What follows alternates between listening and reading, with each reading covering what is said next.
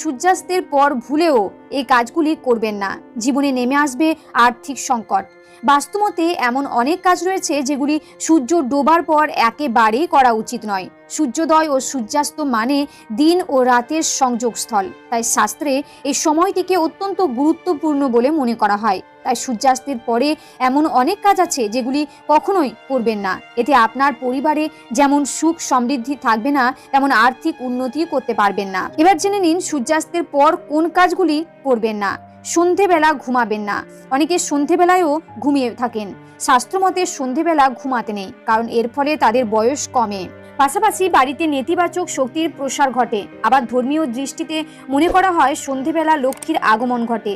এ সময় পরিবারের সদস্যদের ঘুমাতে দেখলে দেবী রুষ্ট হয়ে চলে যান। সূর্যাস্তের পর বাড়িতে ঝাঁট দিতে নেই। সূর্যাস্তের পর কখনো বাড়িতে বা উঠোনে ঝাঁট দিতে নেই, কারণ এটি আর্থিক অনটনকে স্বাগত